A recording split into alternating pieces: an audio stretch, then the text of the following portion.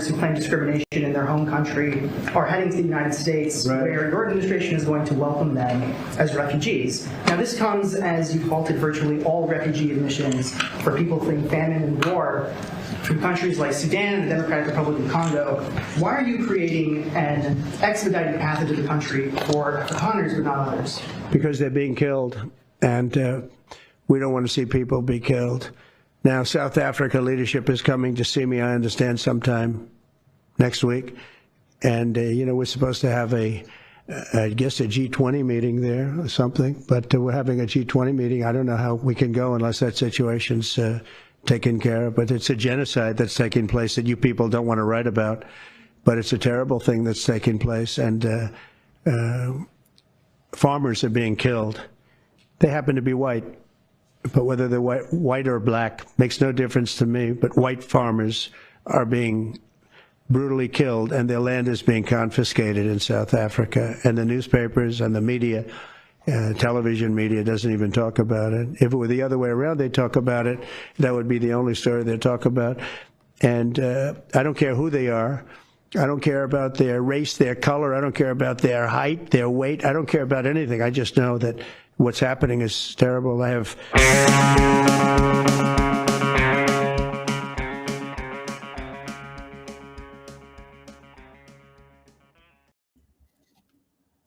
Yes, folks, what's happening is terrible. We have white nationalist, white supremacist, South African. Let me get my other light on.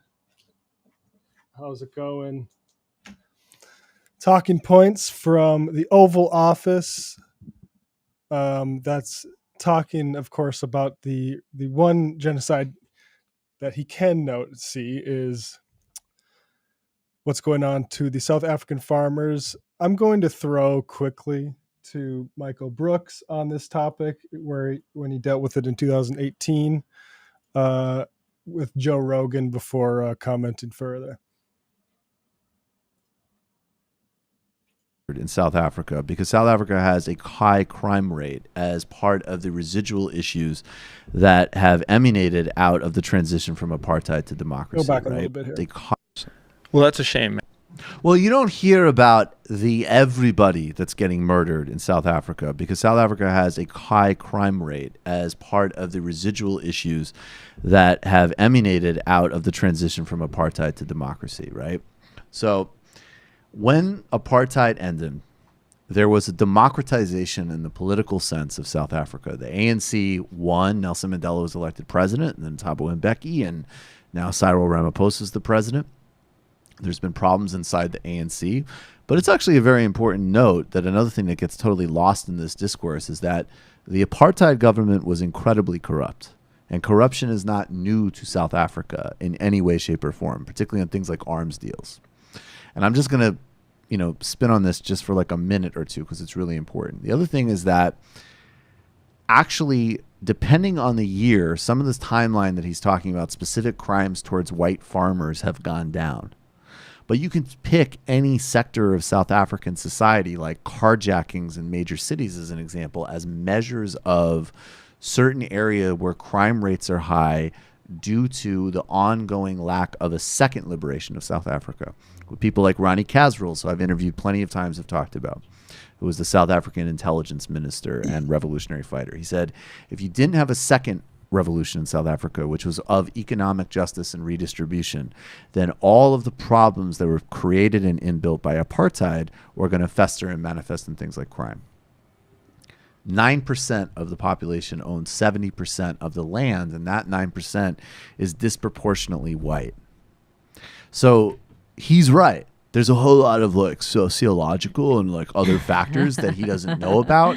And I like the dude, but dude, you're adopting a decontextualized talking point of the worst people on the planet, who not only are spreading this bullshit to feed racism and white supremacy in the United States, they're actually also undermining the fact that disproportionately life is actually safe and affluent for white South Africans relative to black South Africans decades after apartheid. And of course, it should be safe for everybody, but just in terms of reality, when you're talking about threats. Israeli paramilitaries are getting hired by some of these farmers to train them with enormous human consequences for things like labor organizing and democratic land reform, which the government is proposing.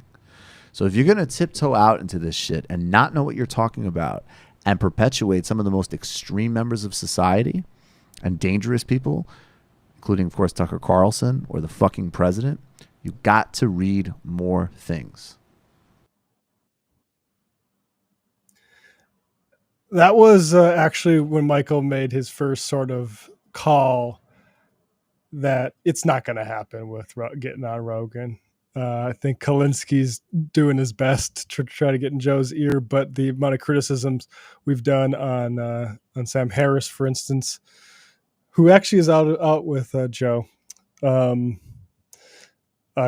it couldn't be tolerated. But this is happening at the exact same time as Homeland Security Secretary Kristi Noem, is revoking the temporary protected status of Afghan refugees. Folks who helped us as we destroyed their country and occupied it, as made over 9,000 Afghans face deportation. Kristi Noem saying, "Oh yeah, the conditions are fine." That's just a lie. It's as Nazi of a lie as the one that says the farmers in South Africa are being genocided. It's sick, and it is what it is. What it is, like 50 white farmers. This is a symbolic for white supremacist, white supremacy thing. I was a little bit late starting the show because I can't find where I clipped Hunter S. Thompson.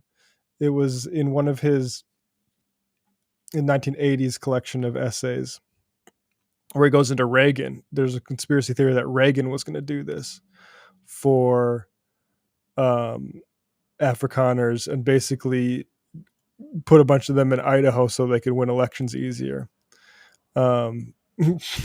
Just funny. Like all the stuff is projection, right? Like imagine, it's pretty obvious, but at this point doesn't take much, doesn't need me to go over it. Now the Afrikaners,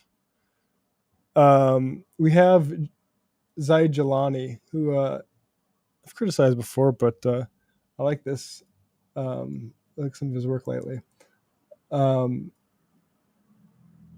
Has a breakdown of, so as we pull the rug out from not only, by the way, the Afghan temporary protected status folks who have integrated into our communities and belong to be wherever they feel most safe and at home, whether that's America or Afghanistan. If they felt that way, they would probably be there.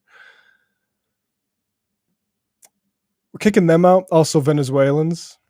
So we attempted to coup under Trump first time around.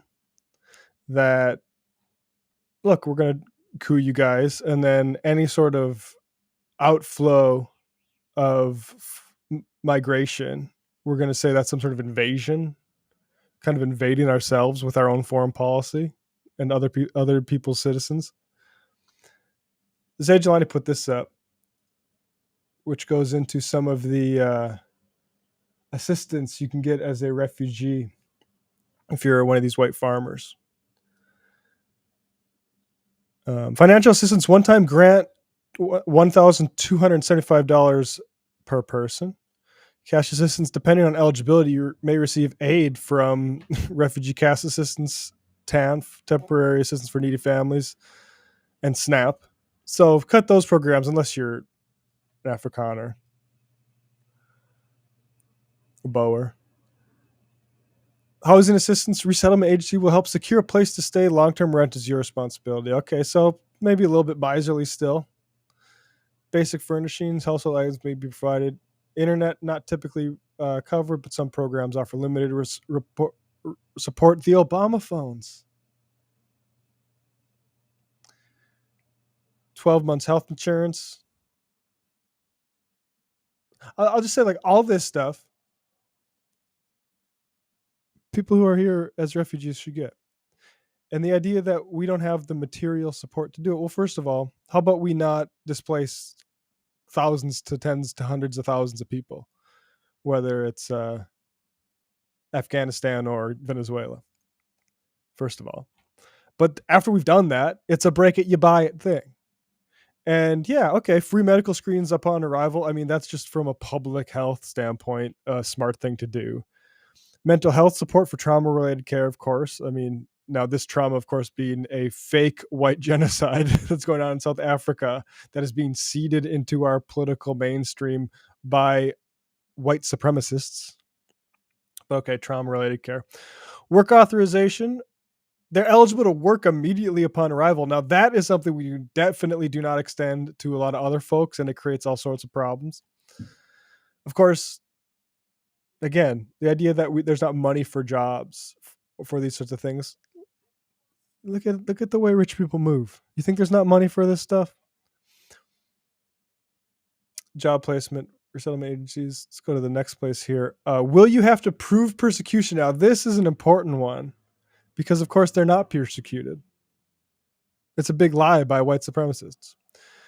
No, you don't have to prove persecution. This requirement only occurs when an individual group initiates the refugee status request where the circumstances in the problem country are unknown. In South Africa case, the U.S. is not only aware of the racial prejudice towards minorities.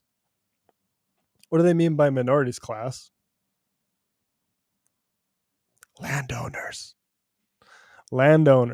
They mean the same thing. This is not unique. This is not unique to South Africa. Democracy in Chains by Nancy MacLean, great book on the Koch brothers.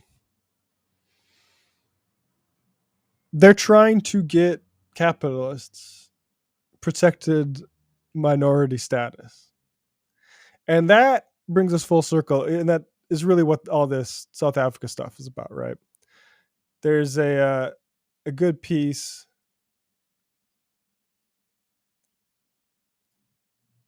in Harper's Magazine, March 2019 issue, The Myth of White Genocide. Pretty clear where this is going to come down on. A lot of the same stats Michael talked about. Land ownership. Something that, oh yeah, we'll get around to that. First, look, we'll stop doing strict apartheid and asking people's papers if they're off their Bantustan. And we'll get to the land redistribution later, though. Well, where are we at now? 8% of the population, whites.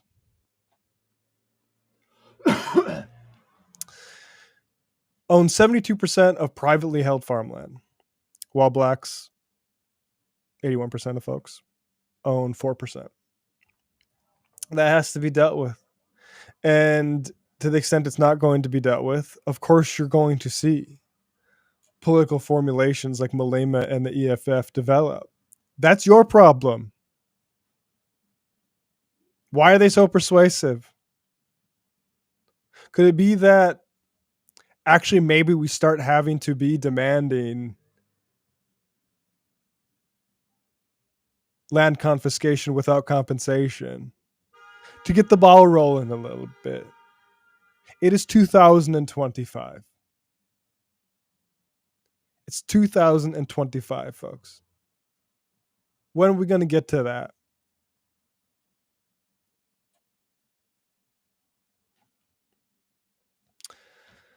So it's weird, man. As Trump would say, it's weird. People that helped us, like, I don't mean to like sound like, you know,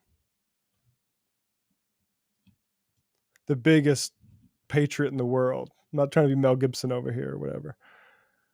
It's fucking dirty to have people help you as you occupy their country.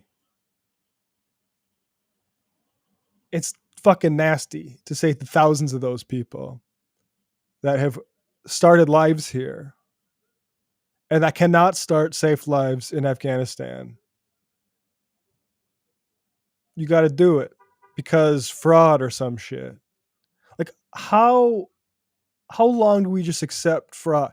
Like, our main trade partners, again, not to be too patriotic and not to be like free trade or whatever, but I think maybe when we have discussions about trade imbalances, we don't insert Nazi lies about they're poisoning us with fentanyl and trafficking illegals here to take our votes away.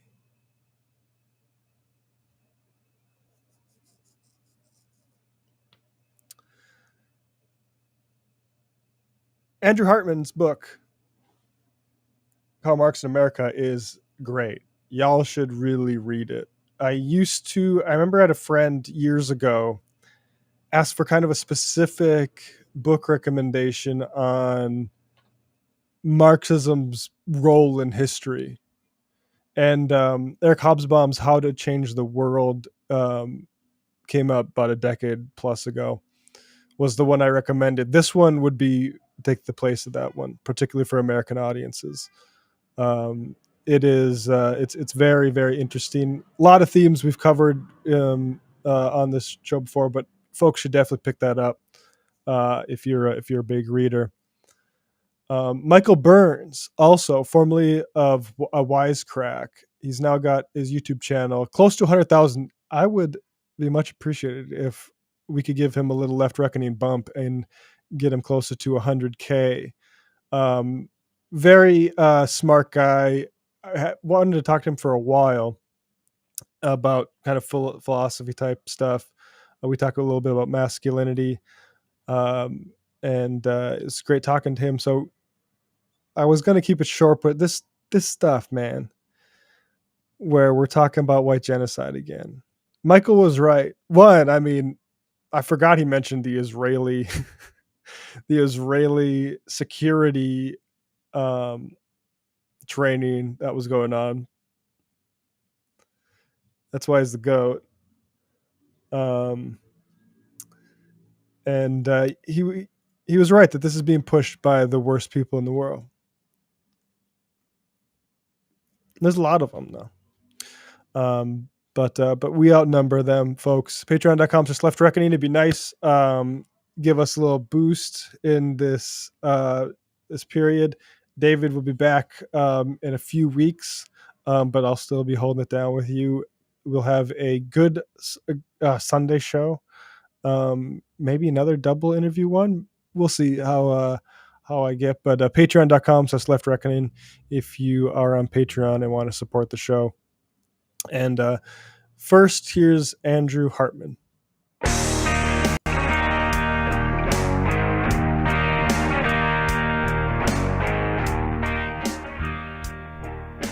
Welcome back, Left Reckoners. I'm Matt Leck. Joining me once again, actually, is Andrew Hartman, a professor of history at Illinois State University. He's the author of A War for the Soul of America, A History of the Culture Wars, published at University of Chicago Press, which we've had him on this program before. And also the new book, Karl Marx in America. Andrew, thanks so much for joining us. Yeah, thanks a lot, Matt, for having me. I'm excited to be back. This book is big, Andrew. I finished it all over the last 2 weekends, walking around Brooklyn. It is one that I think I can immediately slot in as one that new Marxists should read to orientate themselves. Just talk about the scope of this work. Yeah, sure. It is big. It took me all of 10 years to research and write. It is a history of how Americans have thought about Marx, put Marx to use, written and read Marx, going back to the U.S. Civil War. So chapter 1 starts with Marx's analysis of the U.S. with a focus on the Civil War. And then there are 8 more chapters going in chronological order from the first Gilded Age to the second about how Americans have read Marx and the ways in which what we can learn from how Americans read Marx in those particular historical moments about U.S. history, about politics, about the left, about capitalism. Yeah, and I definitely want to spend a lot of time in those early years, Civil War especially. But I was especially interested to read your personal perspective when you inserted that in the book, because I think about when I first started reading Marx, it was in a German philosophy class my freshman year of college, and which was the exact same 2008 that the banking system was exploding, and we were reading the German ideology, and I'm like, oh, this seems kind of relevant. At that moment, I I knew how relevant. We're in the fourth boom, you call it, of Marx in America. Yeah, that's right. So I've tracked these different periods in American history when lots and lots of people in the US have read Marx favorably. And there have been four periods. The first Gilded Age, mostly read by people who were building the socialist and sort of militant labor movements during that time period. Then what I would consider the biggest Marx boom, the 1930s.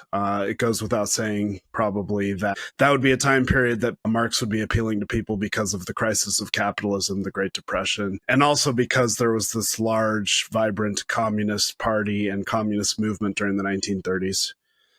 And then the third Marx boom was the 1960s, when lots of the young student radicals and other various offshoots of the New Left movement were reading Marx in various ways, in part as resistance to the war in Vietnam, and in part because lots of young people in the US and really elsewhere around the Western world were feeling alienated from the capitalist political system. And then I'd make the case that we're in our fourth Marx boom period, and that it really did start in 2008 with the financial collapse. And you know, it's more difficult to track this now than in the previous eras, not only because we're living through it. As a historian, it's always easier to understand things in retrospect, but also because there's not the same kind of like close connection between people reading it and a movement per se.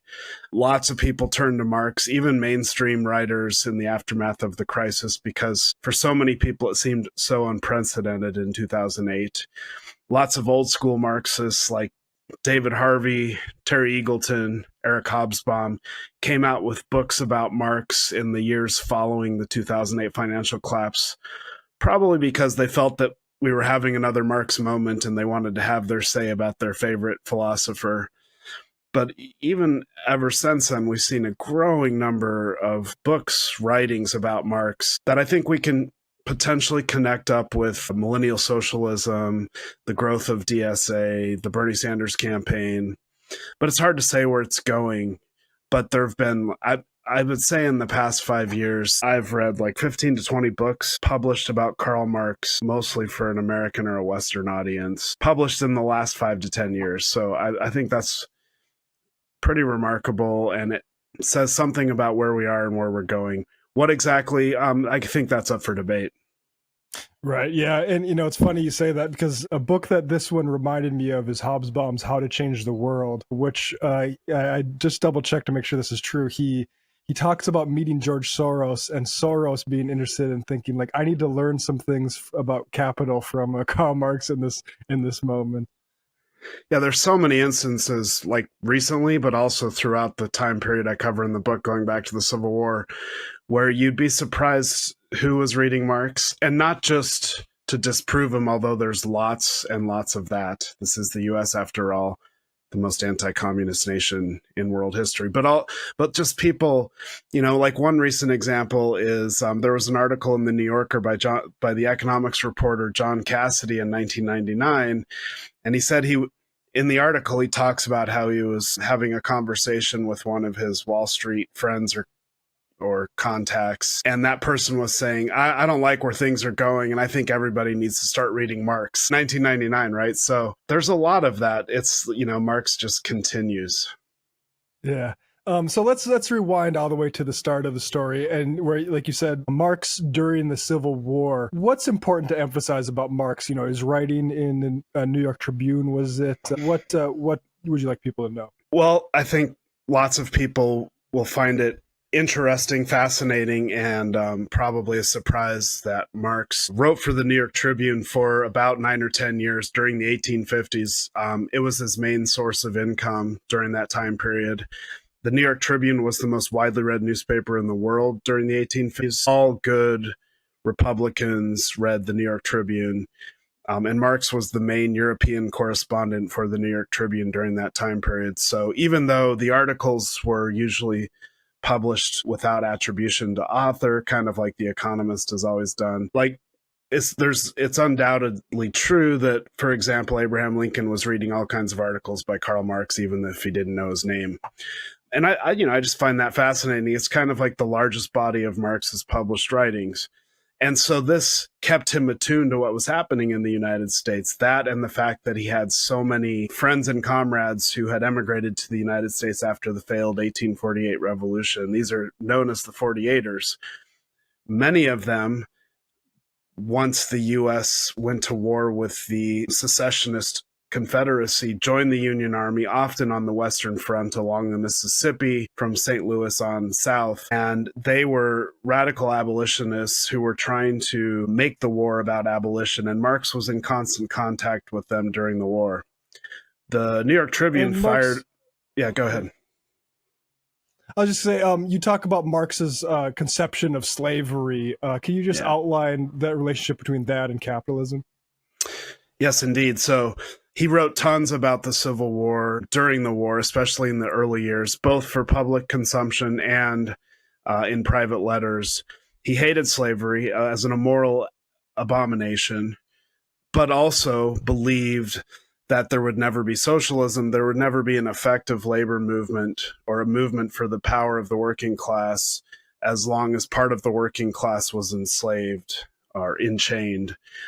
And so his opposition to slavery, his support for the Union Army was both rooted in like a moral take on his anti-slavery stance, but also it was rooted in a strategy, and that is, we're never going to be able to build a socialist movement when people are enslaved. And thus, at the end of the Civil War, he expected with the abolition of slavery, there'd be a flowering of labor movements. And to some extent, that did happen. And it's fascinating in the years following the Civil War.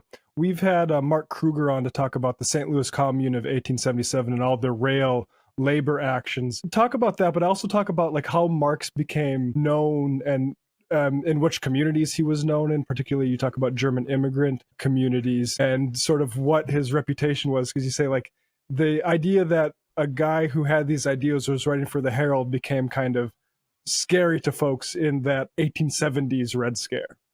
Yeah, right. So other than amongst the, I guess what you would call the communist movements in Europe, that kind of coalesced around the First International, which Marx was a part of, an important part of, or they were known as the International Working Men's Association. Other than in those circles and amongst his German emigre friends who were kind of living in a 48er diaspora, Marx wasn't very well known up until the 1870s. But by the 1870s, many of his works began getting translated into several languages, including into a little bit into English. But there's this large, vibrant German socialist culture in cities like New York and Cincinnati and Milwaukee. And they're all reading Marx, usually in serialized form in many of their journals. They become very familiar with Marx's work, especially with aspects of Capital. Maybe they didn't sit down and read the whole book, but they had read excerpts of it, especially the famous chapter on the working day. And so he had become known in those contexts. But then increasingly in the 1870s, probably in a sort of like reaction to this, a dialectical effect, lots of conservatives, or even what we might consider liberals, begun to pay attention to Marx. And beginning with the Paris Commune of 1871, even though Marx had nothing to do with it, he was oftentimes blamed, or his ideas were blamed for the Paris Commune. And this begins a pattern that persists to this day, and that is when anything that conservatives, reactionaries, and even some liberals find scary, they blame Marx or Marxism or Marxist ideas. And that was certainly true of the Great Railroad Strike of 1877, which the St. Louis Commune was a part of. There were members of the International who were partaking in that failed experiment, but Marx's ideas were in the mix, I guess you might say. Marx had nothing to do with it, but he was indeed often blamed by reactionaries in like many of these mini Red Scares that predated the big Red Scares of the 20th century. Yeah, and sort of the Gilded Age is sort of bookended by two of those early Red Scares. We've talked about the one in the 19-teens through the perspective of like the Nonpartisan League in North Dakota. One thing I was less aware of, and I'm sure David had heard of this, but the Oklahoma Socialists or Marxists. Can you talk about them a little bit? Yeah, right. So this is something like when I'm teaching my students about socialism in U.S. history, I always ask them, which state do you think had the most number of socialists who were members of the Socialist Party of America prior to World War I? Not knowing much, they usually say New York, maybe California or something, but it was Oklahoma. There was a huge Socialist Party in Oklahoma, and for a short time, it was like the rival party to the Democratic Party in Oklahoma, composed mostly of former populists, like people who were part of the prairie radicalism of the People's Party in the late 19th century. So these were largely like small farmers, tenant farmers who, capitalism had done them wrong and had been doing them wrong for a long time. And when populism fell apart, they were looking for an alternative mechanism or party to go to, and they often found the Socialist Party. And in that context, even though there were lots of socialists who were of a more European Marxist bent in places like Milwaukee and New York, they grew the party and they compelled the party to adjust its policies with regards to land and agrarian reform in some interesting ways that like later Marxist parties in places like Cuba and China would do similarly. Yeah, I thought that was fascinating. So we have the Red Scare sort of around World War One, and of course the Bolshevik Revolution, which is the huge event. And it's fascinating that you mentioned 10 years later you would see another boom of Marxism. The 20s being a sort of a fallow period because of rising, I guess. I mean, this is when Sinclair Lewis writes about Babbitt and the sort of materialistic businessman. Can you just talk about that period, like where we're hearing about certain people are inspired by the stories of the Bolshevik Revolution, but there's another class of folks who is getting very alarmed by it. Yeah. The 20s would be like, I guess, a bust period. So the 20s were a pretty conservative period in U.S. history. Historians have compared it to like the 1980s and 90s in terms of there being culture wars. You see the rise of the second Ku Klux Klan. Nativism is pretty extreme. Anti-Catholicism. We get the most restrictive anti-immigration laws in U.S. history. And capital is reigning supreme in the 1920s in ways it hadn't, I guess, maybe since before the progressive period. The presidents during the time period are all very pro-business Republicans. And a lot of this was made possible by political repression of the first Red Scare. Thousands of leftists, Marxists, anarchists, various communists and socialists are deported to the Soviet Union, 1919. Lots of people are arrested, jailed, including Eugene Debs, of course, for opposing World War I. There's plenty of instances of leftists being lynched, including prominent Wobblies. In fact, the Industrial Workers of the World, the IWW, is completely crushed during World War I and after. The federal government and especially state governments had long wanted to accomplish that, and they used the tools, the machinery of the state that was provided to them by the war and the Red Scare to do so. You see a lot of racial repression in response to riots, race riots in places like Chicago.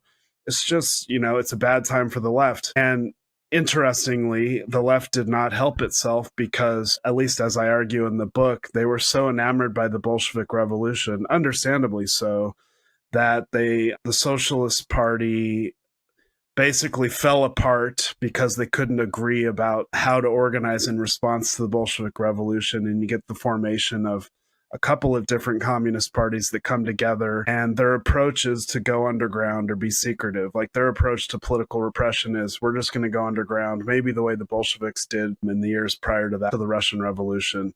And I just don't think that will ever succeed in an American setting. So they didn't have much success during the 90s, and really it took the Great Depression and a change of tactics for them to start to have success. Yeah, and so we enter you have the World War II, and we enter the Cold War. And so you talk about liberalism's relationship with Marxism and sort of like the anxiety it has about it over the course of those decades? Yeah, sure. So, as I said, during the 1930s, one of these boom periods, like everyone's reading Marx, writing about Marx, and everyone, I mean like activists, intellectuals, lots of politicians, people involved in the labor movement, people involved in any kind of political movement. The left sees a real heyday, but even lots of people who might consider themselves liberals under the FDR umbrella, as part of a larger popular front, are associating with communists and reading Marx. Early in the Cold War, really by the time you get to U.S. entry into World War II, lots of these people start to rethink this association with communism, and as a result, they are rethinking Marx, such that by the early Cold War, so the late 40s and 1950s, American liberalism, it's the intellectuals, the Cold War intellectuals, as you might call them, they coalesce around what they call the American political tradition, what some of them call the liberal tradition. It's an invented tradition that these Cold War liberals invented. But hugely important to inventing this tradition is their negative reading of Marx. So all of these people, ranging from, not even like a Cold War liberal like Isaiah Berlin in London, ranging to Edmund Wilson, to Arthur Schlesinger, to Walt Rostow. The list goes on. Reinhold Niebuhr. They're all reading Marx. They're writing about Marx. They're taking him seriously in the many books and articles they write during this time period, but as a way to define an American political tradition as anti-Marxist. And their basic thing is liberalism defeated fascism.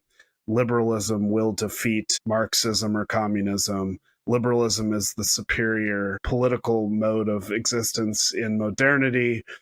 Liberalism is the end of history. That's kind of the whole approach they take. And so it's almost like they had to perform an exorcism of Marx in order to vivify this liberalism that they thought was like going to take the world by storm. It doesn't seem like did liberalism defeat fascism? I feel like there's a lot of communists that also might have done that. But then you get all this language about like the end of ideology and stuff too, which even drives me crazy to this day. Like, I don't want to bring the abundance agenda into this, but to hear certain types of mistakes or errors of analysis being made and accepted, like, well, I guess we didn't know that Republicans were gumming up the works on that. Well, maybe there's an ideological reason certain mistakes get made, that maybe it's not just the Marxists that have ideology. Maybe there's some other ideologies at play too.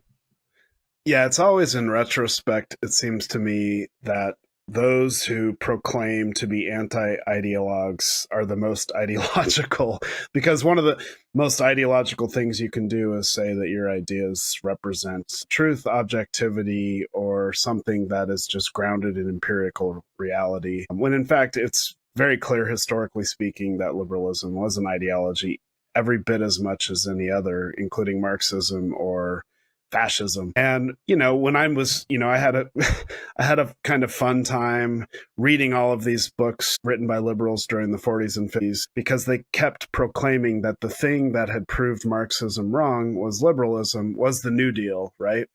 Because specifically the New Deal had achieved what Marxism said was unachievable, and that is, within capitalism, the working class had, at least in the US and some European countries, the working class had achieved like an existence that wasn't precarious. And my response to that was always like, just wait. But also that such was made possible, as you said, by large communist movements in various places that either helped build the social welfare states or served as a counterexample against which liberals had to respond, which is Eric Hobsbawm's historical argument for the social welfare states that were built up in the 20th. Yeah, I mean, so much of that is tied to the rate the economy was growing, as a sort of historical circumstance, as much as enlightened liberalism. And frankly, imperialism, which lots of people in the 1960s recognized with the war in Vietnam, and why lots of, the 1960s is kind of a curious time when for there to be a boom in Marx in the US, because the economy was doing so well, relatively speaking, for so many people. And yet a growing number of people are recognizing not only that they just, okay, the economy's doing well, but I just feel like this is a bunch of bullshit, feeling alienated from the system, feeling like they have no say over their lives, but also, even more so, the Vietnam War, US imperialism, there was a reckoning and there were connections being made between imperialism and I guess the prosperity that so many Americans were participating in or enjoying. Yeah, that kind of those connections being drawn, how much of that would you say was Marxism saying, our issues here are similar to issues that have helicopters flying over Vietnam and dropping bombs? So, there was a Marxist argument for this going back to Capital and his analysis of primitive accumulation, and that is that capitalism was predicated on the conquest of various parts of the world. There had been lots of Marxists since Marx who had analyzed imperialism in light of capitalism, including Lenin and including some pretty interesting American theorists. During the 1960s, Harry Magdoff, one of the writers and editors of Monthly Review, wrote extensively about this in connection with Vietnam. So there was lots of Marxist thought about it. I don't think you had to be a Marxist to make the connection, but the connection had been made pretty explicitly by Marx and those who followed it in his footsteps. Right, because like MLK, you wouldn't call him a Marxist. He made that connection, although he was conversant with folks who perhaps would have been.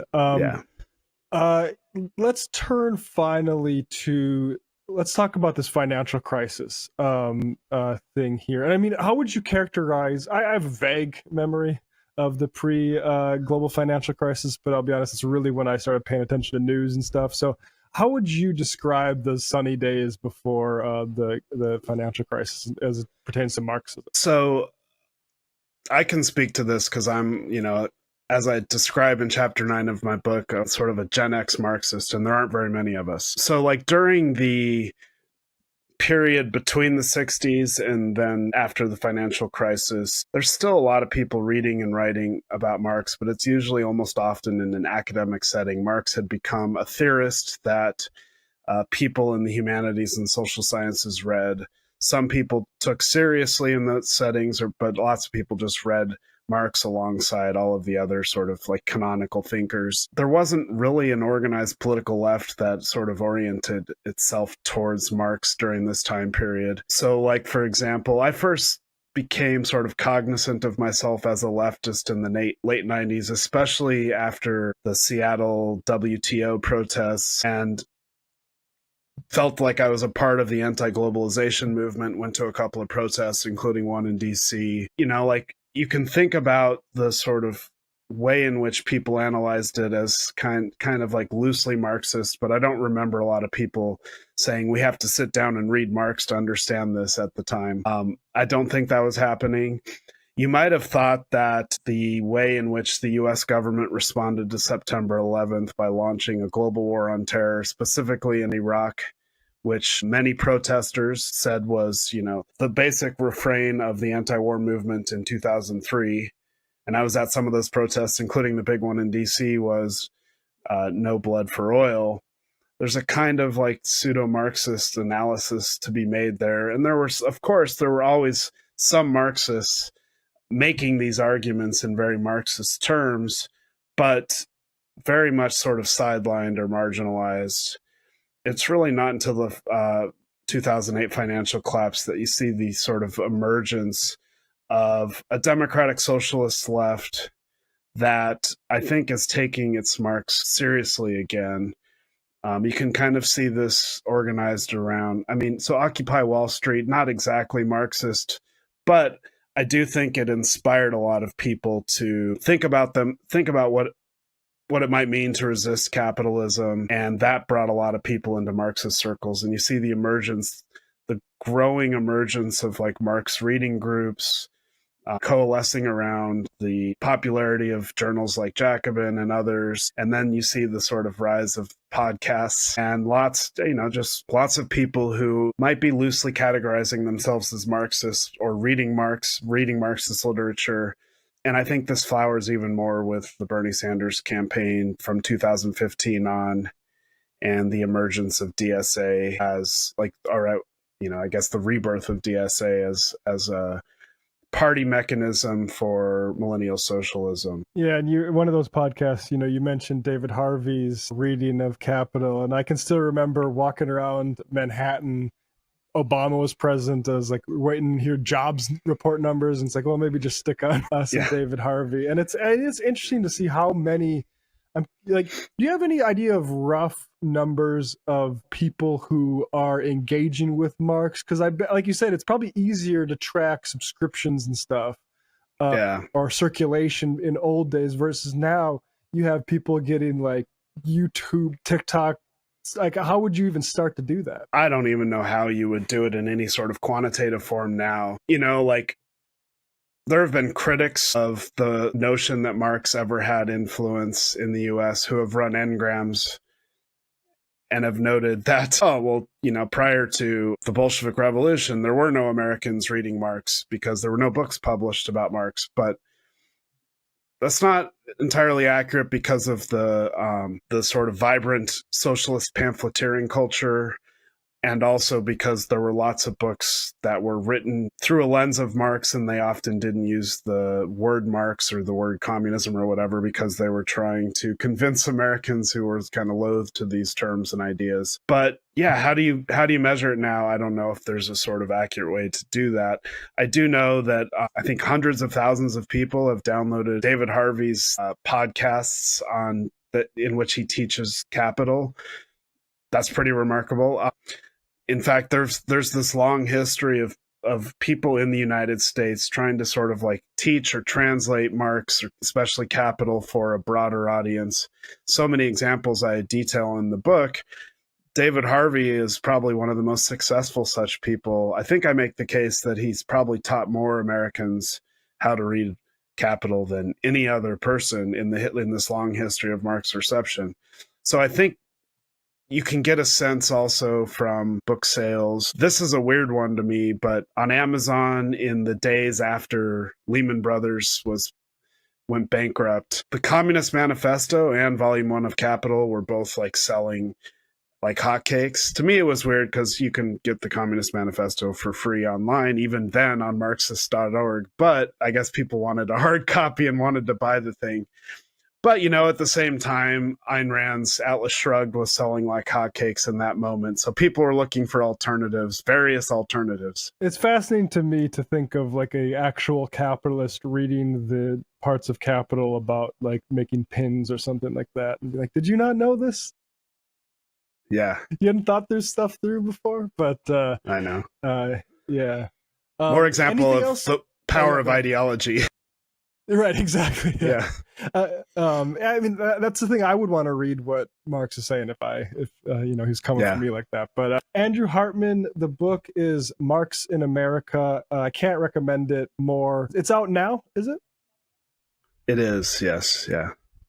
There, we'll Just put a link out. to that. Just out now for folks. 600 pages. It's well worth it for folks looking for. You mentioned the Robin Blackburn book on Lincoln and Marx, and this is that's a good book. It's got a good introduction and some good speeches and writings. But this is sort of what I was hoping that book was, to be frank. A really good encyclopedic history. Congratulations on the book, Andrew. Thanks so much, Matt. Appreciate it, and thanks for having me back on. Always a pleasure.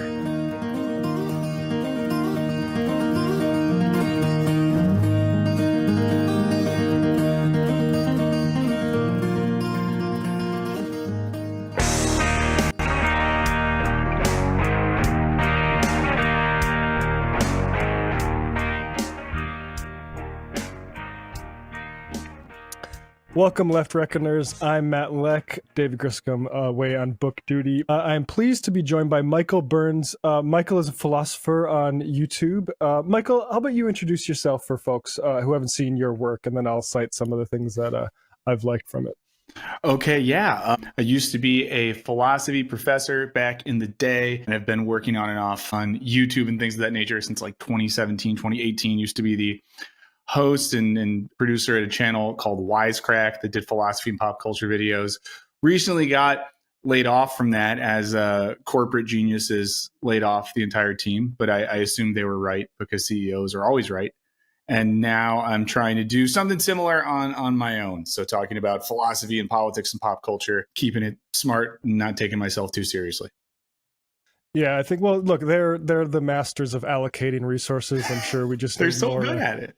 cryptocurrency and stuff like that. The video that I saw was one you did, Jordan Peterson Doesn't Understand Marx. Yeah. From a couple years ago. Really well done. I'll link to that in the show notes. I kind of have a meta question, or like a long-term question, which is like, is society getting less philosophical? Because I remember graduating college, undergrad, in the Obama era, and there was all these new resources. Podcasting was relatively new. You had like philosophy bites, different types of podcasts like that, and you could be more contemplative. And now I'm just curious what you think, like how this, before I overegg it with my observations, what do you think about that thesis that we've become less philosophical in the past decade or so? Yeah. I mean, I'm curious to hear, more of your thoughts on this, but I think you are right. But I think it's confusing because in a sense, we have more immediate access to types of content that use the names of philosophers or philosophical content. And by some metric, as opposed to 10 or 15 years ago, it wasn't until recently that words, at least, in our lifetimes, that you would hear like Marxism, postmodernism, deconstruction in the sort of mainstream political discourse. But at the same time that language has been more used, I think things have gotten less philosophical because there's this push for immediacy, for hot takes, to respond to things without what you described as that space of contemplation. And I think at worst, philosophy has become like a sort of like a language tool or a vocab tool that people use to present themselves as smart or as like a justification for giving bad or sus takes without actually like being philosophical or thinking philosophically, if that makes sense.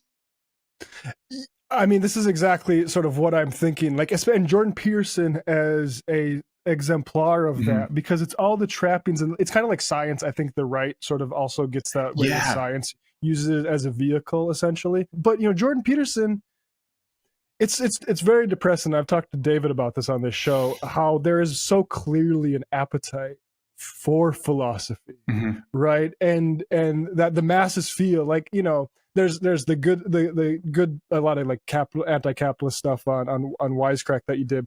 I also noticed some of the early videos are like the philosophy of like Rick and Morty and stuff like that. And I remember that from like the Barnes and Noble in the mid 2000s. It was always books that was like the philosophy of Arrested Development, or something like that. There's such a hunger for philosophy that is being sort of the supply is being supplied by just pretenders, sophists, I guess you'd call them.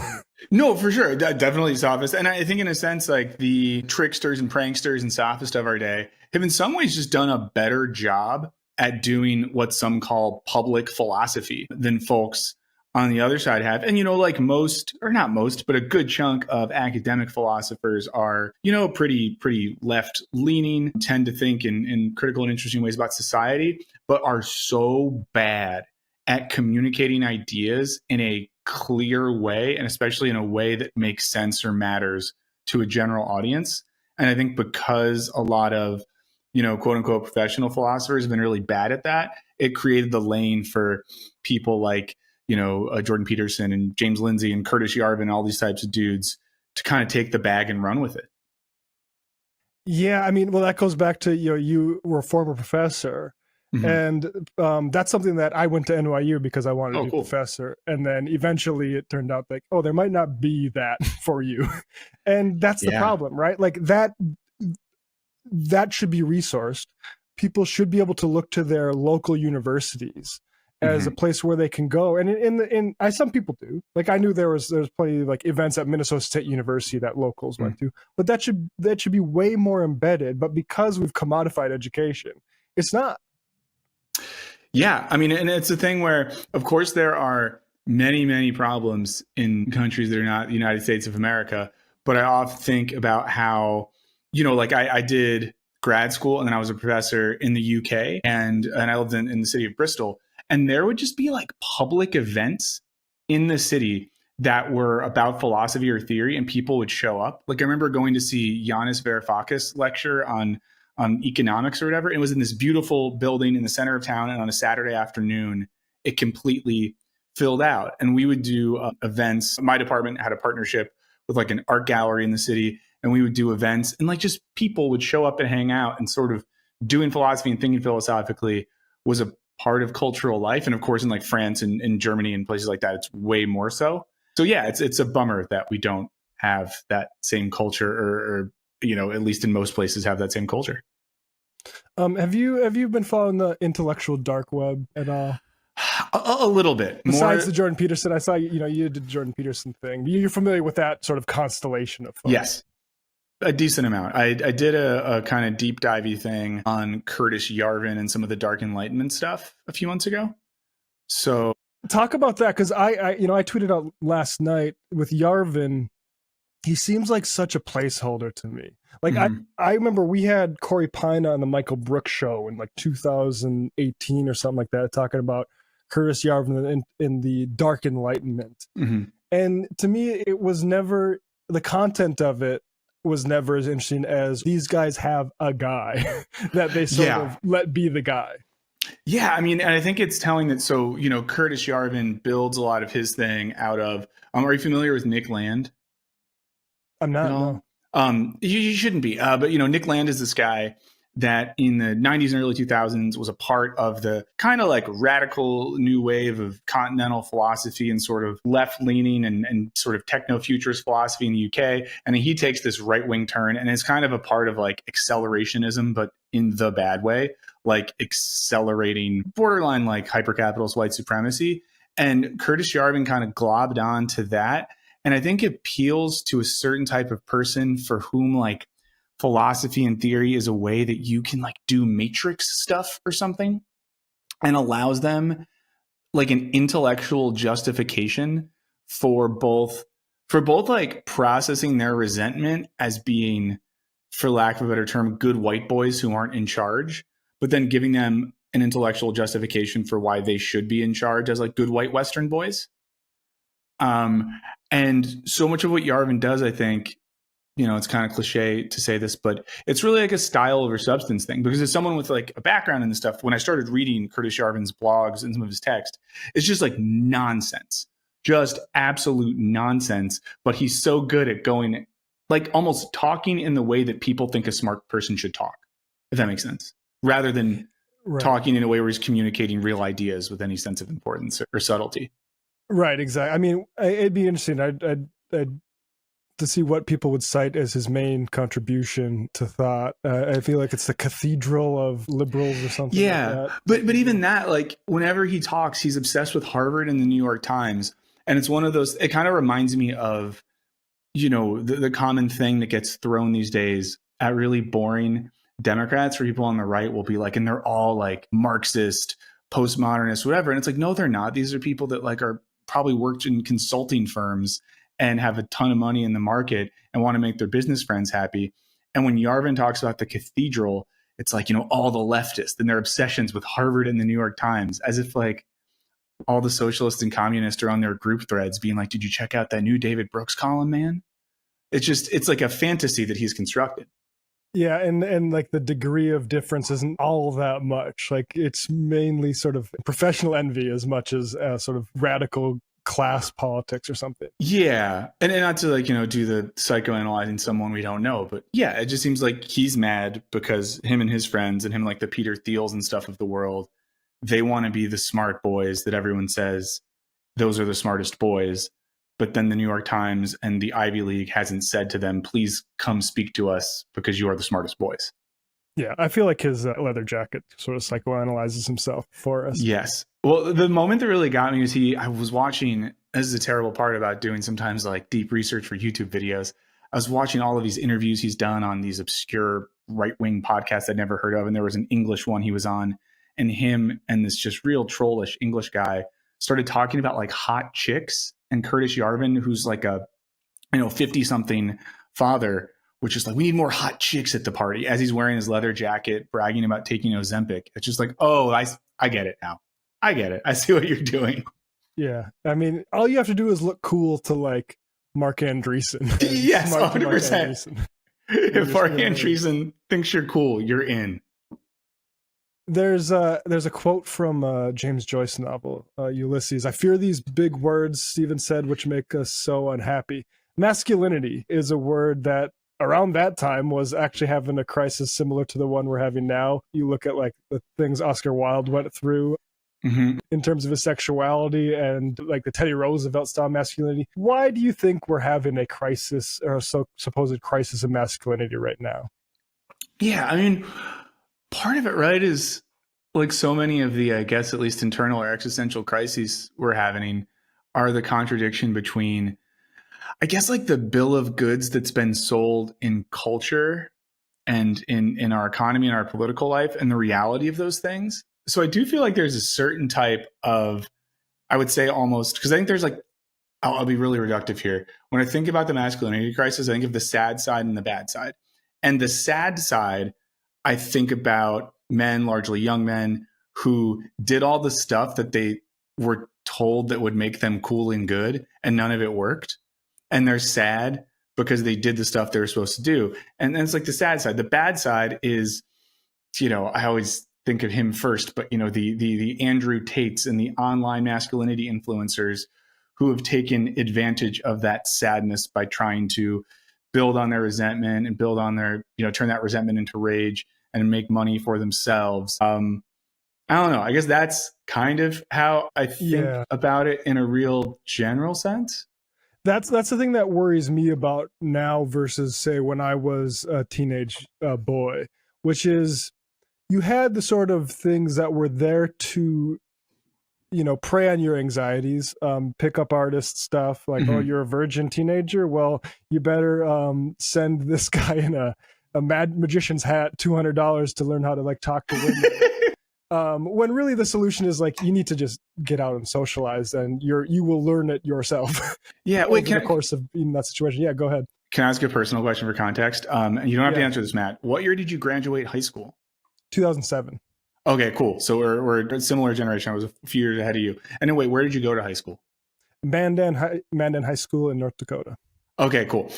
This context is important. But yeah, I don't know. I do feel like things, even though in the era, and I graduated high school in 2003, even in that early 2000s era, there was tons of very like toxic shit. I always come back to the fact that the thing me and my friends were the most obsessed with was things like the show Jackass.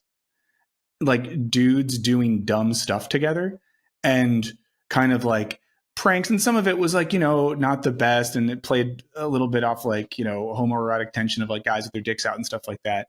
But it's like a bummer to me that things have gotten worse in terms of what it means to be a man and the anxieties around that sort of stuff. And, there was even a good amount of like bad movies when I was a teenager in which like the end gist of it was that, nerdy dudes should hang out with their friends and joke around, and that's okay. And eventually people will like you for being who you are.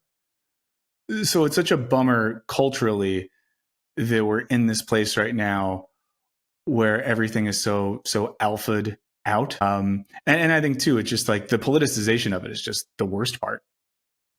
Yeah, and I think like the monetization, because like I said, like you could send away for some book or some maybe message board access. But it's not like I'm giving this person a monthly fee and also devoting hours of my life a week to hear this person basically pick scabs of my anxieties and not teach you. Like nobody's going to say like women aren't out here saying, yeah, all the men that are good at picking up women, they listen to Andrew Tate.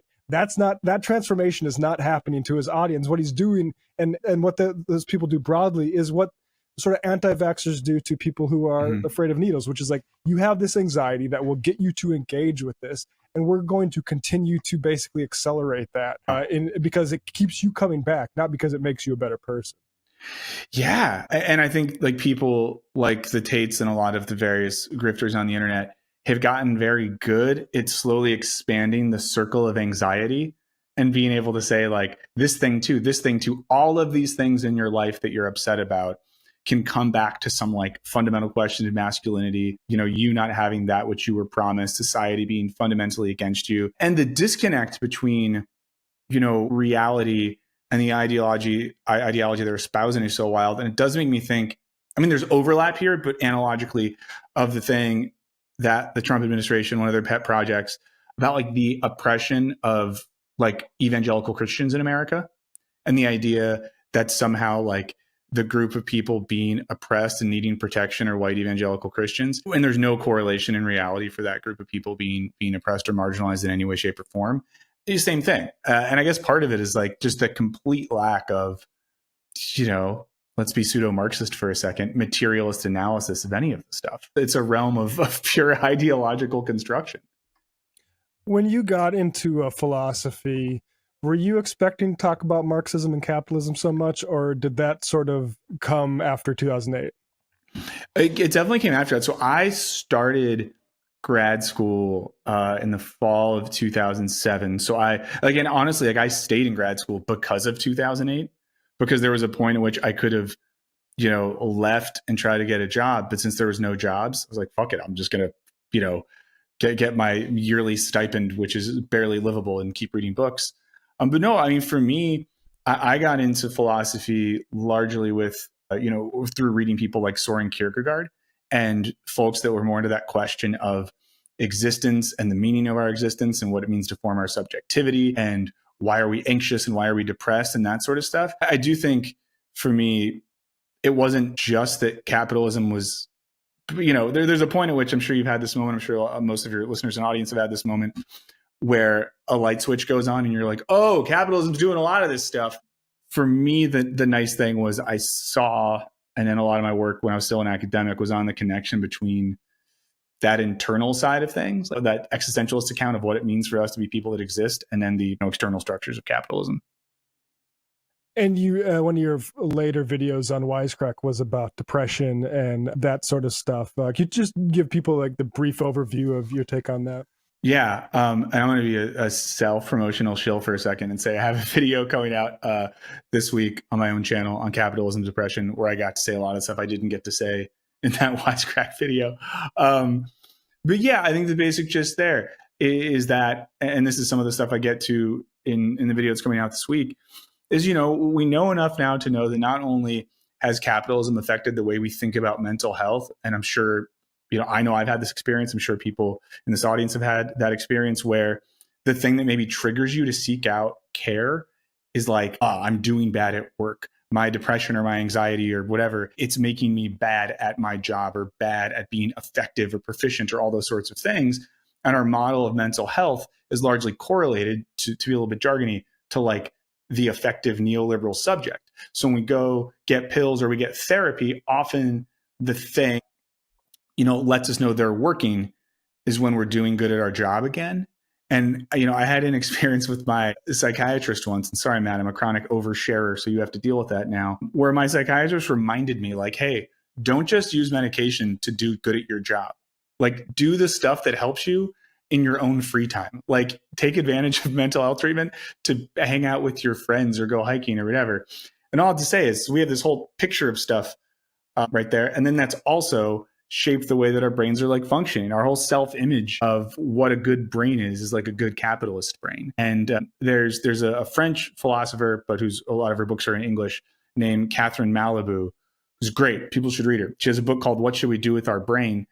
And she kind of argues that neuroplasticity and a lot of the recent science we have around how the brain works not only shows us the bad stuff, like how work and employability and adaptability have turned our brains into these little neoliberal things, but how our brain has the capacity to, what she says, like explode and resist against that. For lack of a better term, it's like a Marxist account of how our brain can work. So I think that's, for me, that's like the dark side of how capitalism affects our mental health, but there's also a good side, and that our brain has some internal capacity to fight back.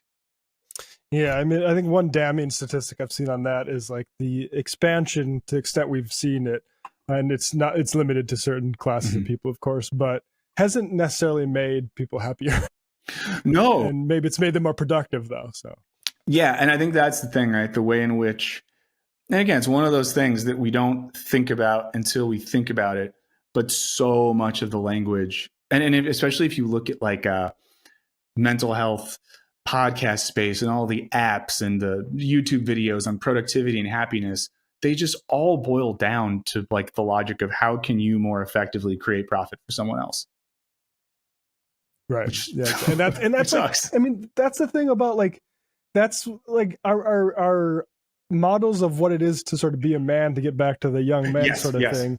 It's like you buy the right meme coin at the right time. You drop ship the right thing at the right time that somebody else made. You make the right bet on a sporting event, or you otherwise find a way to hustle. At the higher levels, it's, you know, guys on TikTok bragging about how many rental properties they own. And it's just like, this is not accessible, actually. Like, maybe men would have a better understanding of what their mission in life would be if, like, say, class struggle against capitalists wasn't sort of removed generally from any kind of narrative about, you know, what the meaning of life should be. Well, and the labor stuff as well, too, because, you know, there was an era where, like, some of our Midwestern grandpas and stuff who we would not think of as ultra woke or left were a part of labor unions, because what it meant to be a man was to go to the place where you work and you work really hard and you do your job and you don't complain and you drink like 11 beers when you get home. But there was a level at which you were doing a thing that put you into contact with other people that could be a site of politicization or something. And now, like what you describe is this model where the young guys are just at home and they're on TikTok or watching YouTube videos or streams or whatever, hearing about all these different models where you can do things that aren't real to make money. And yeah, it's a huge bummer. It's not only like financially alienating, it's also socially alienating as well. And yeah, I mean, I don't know. Do you find this is a slight pivot and it's your show, so you can ignore this? But I mean, what's been your experience in the work you do here and at Majority Report in like seeing the opposite side of that, like little communities forming where people seem to be happy and good and like bonding over thinking about the world in a critical way? Yeah, I mean, that's an interesting thing. That's one of the more, I mean, I'll say, and I've said this on the show, when I heard that the Whole Foods workers in Philly were listeners of Majority Report and the Michael Brooks show, like, no one can tell me shit about how I do this job now. Like nobody can criticize me in my mind, except those types of folks, because that's what the point is. And I think there is something about, you know, that's conducive to that about the internet. The problem is there's all sorts of other sort of little cul-de-sacs for people to get stuck in, right? And I guess if I wanted to spin it hopefully, it's that there's only so long. Even the most bullheaded young men will spend spinning their tires doing shit like Andrew Tate, because it's not getting you laid. It's not putting money in your pocket. It's making you a toxic person that's less able to socialize with people. And I do think like there is something, we're seeing people show up to these anti-oligarchy rallies very clearly. Like, people understand what generally is called for in this moment. And like you mentioned, like the grandpa's era, all these there's like heroic people who have seen this as the sort of main struggle. And I think it's pretty depressing though, because, and I used to think about this about atheism too. Like I had a Richard Dawkins Out as an Atheist t-shirt in 2008. Hell yeah.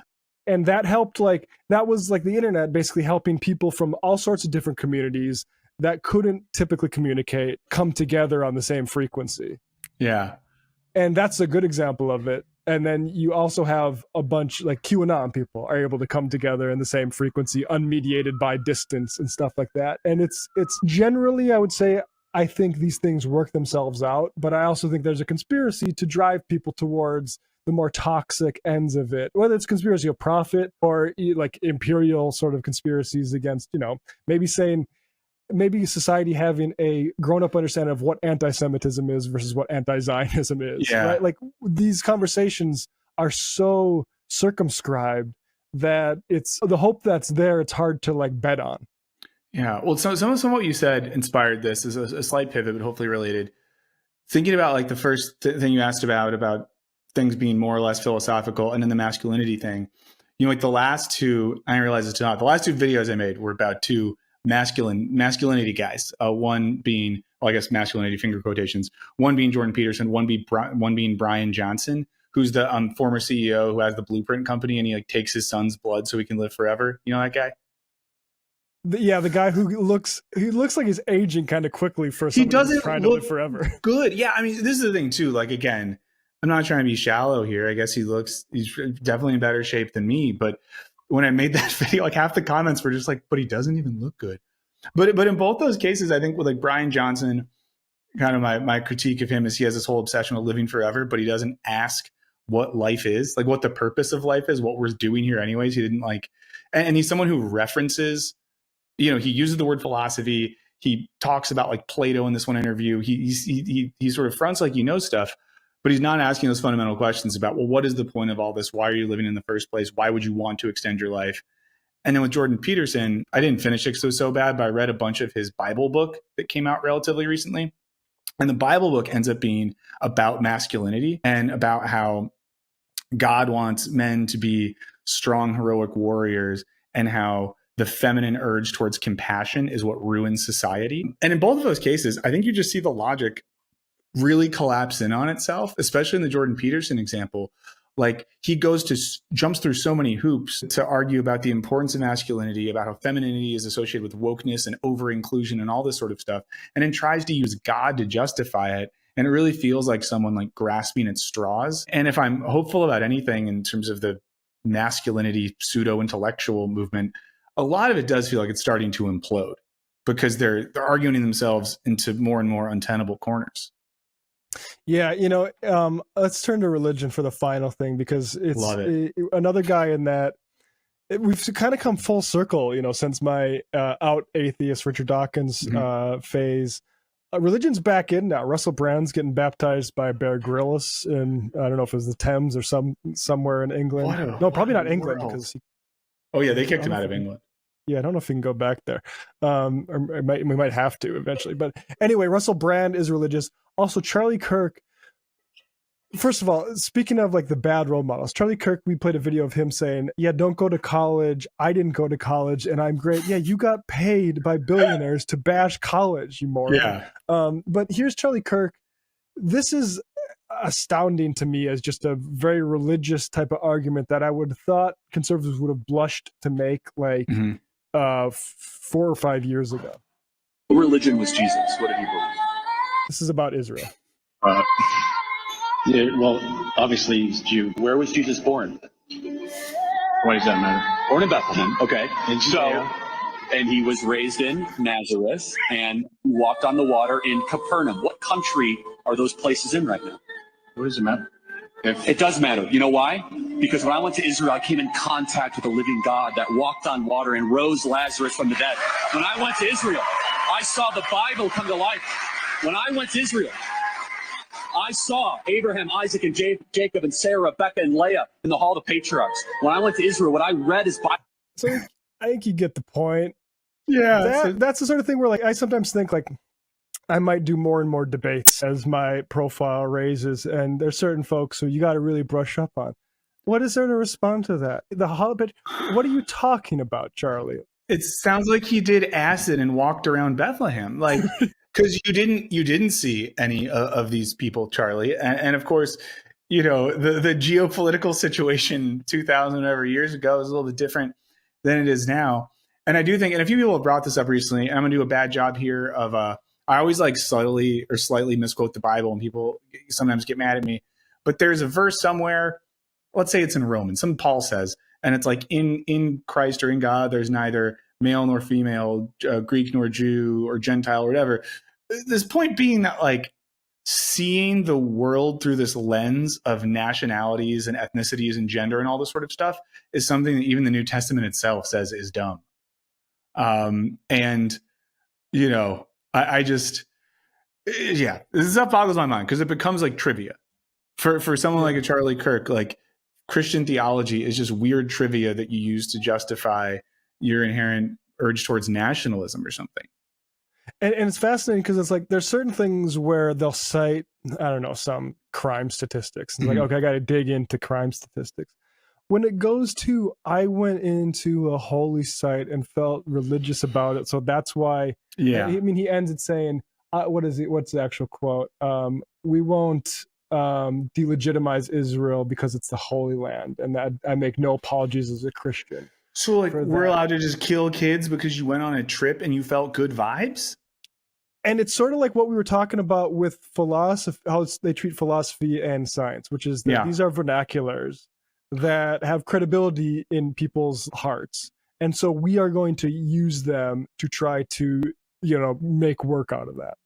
100%. And it's that, I was watching, I don't know if you ever watch RM Brown on YouTube, but he had a stream with this guy, something Tribble, I forget his name, who's a paleontologist who went on Joe Rogan, and he's like an actual paleontologist, and he was arguing with Joe Rogan about all the weird ancient aliens and whatever shit. And it was just making me think about how there's just been this gap where there's so many of these people who use, whether it's archaeology, religion, theology, philosophy, political theory, in really bad ways to appeal to folks who, I'm still an optimist, and that I believe many of the young people on the internet are like looking for something and they want to find something real. But yeah, the way in which these folks just throw out bad trivia that doesn't even make sense to justify their bad political viewpoints, it's so tough. And again, like when you read, when I was doing research for this thing I did in Jordan Peterson, I read a few reviews from biblical scholars about his book, and these are not like radical left-wing biblical scholars, and they were just like, this shit sucks, like it doesn't make sense. And then you read through the book and it's not engaging with any of the literature or the scholarship in that tradition. In the same way, someone like Charlie Kirk, who uses his reading of the Bible or Christian theology as a shield to be a little fascist, he's not engaging with that tradition. Like he wouldn't even go to college and study it because that would be bad. It's just so ungrounded in any sort of critical thinking. Yeah, and it's been kind of troubling to me because sometimes I think when J.D. Vance, he's contradicted by this cardinal or the now Pope or whatever, right? Mm-hmm. And I have Catholic family members who will definitely like think less of J.D. Vance on that, and then I'll have a few that are like, maybe the Pope is communist, and maybe it's like, wait, how did Republican, and like these people are people who think of them as religious first and politics as something they do, in election season, and yet they're taking the messaging of this is just. I mean, it reminds me of a tweet I saw where someone's like, religion actually isn't less. It hasn't gone by the wayside. We just have new religions like MAGA and woke and etc., which I thought was maybe a little bit reductive, but it does seem like people subscribe. It's a lot more fluid than it used to be. Well, and I think the Catholicism example is clutch because I come from a big Irish Catholic family and I have a complicated relationship with it. But one thing I remember growing up is learning about the Catholic worker movement, and then learning about liberation theology when I got a little bit older, and seeing how much of the Catholic tradition at its best day is about like, feeding the poor, healing the sick, fighting for justice. And as much as, even Francis sometimes said some stuff we wouldn't like as much about sexuality or gender, or whatever it might be, there's this common through line of just like, no matter what else you do, like even some of the guys who have these like ghoulishly pro-life views will then also be like, yeah, but everyone should have healthcare and like no one should be living in the streets. We should house everyone and everyone should get to eat and we should be like taxing corporations and yada, yada. That's just kind of a part of it. And the way in which American right-wing Catholics have decided they're the real Catholics and the entire tradition of the church, it's largely had a like, hey, we got to feed the poor thing. It just shows how much it's ideological and not theological. And they're just down to rewrite thousands of years old traditions to fit the whims of the guy that has the roving. Wait, is this the real thing? You would know better than me. Is it a real thing that Donald Trump brought a mobile McDonald's to Saudi Arabia or something? That was reported by a foreign policy reporter, yes, that there was a McDonald's on wheels. Okay, so all I'm saying is like the McDonald's mobile has overtaken the Pope mobile in terms of vehicular theological legitimation for these people. And it's scary and weird. Maybe that's why, this is why, this has been a Marx heavy episode, not only this interview, but we had Andrew Hartman on too. Yeah. And it does seem like, he talks about Engels coming to America in the 1880s and saying like, oh, these people have no feudal history. It's just all corporations. It's like, we're still marching on with that sort of stuff. Michael Burns, where should people follow you? I have your Twitter, Michael O. Burns, I believe. Yeah, Michael Burns on Twitter, and then same thing on YouTube. I am just, if you type in Michael Burns, I'm pretty sure it comes up, but my YouTube is just at Michael O. Burns. And I will say I have some stuff coming out that relates to the conversation that we are having right now. So if folks have not hated hearing me talk about this stuff, I think you might like some of that stuff. People should definitely check it out and follow Michael on Twitter so you can keep abreast of how his releases on YouTube. Michael, thank you so much, man. Matt, thank you so much for having me. So good to talk to you.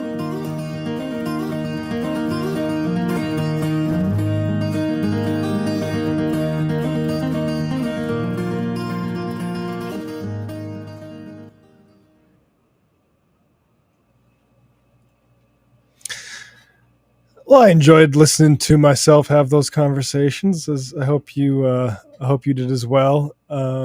Folks, that's going to be it for tonight. Patreon.com/Left Reckoning. I'll have a Sunday show for you on that day. Thank you so much. Oh, and if you're not subscribed and watching this on YouTube, we are closing in on 50K, which is a nice round number. And those, you get a little special prize every time you get nice round numbers. I think 100K is when you get the plaque. The one we have for Majority Report is in the bathroom, which is nice. Patreon.com/Left Reckoning. Frankly, those are the numbers that pay the rent. So there you go. We will see you on Sunday, patrons. We'll see everybody else in a week from now.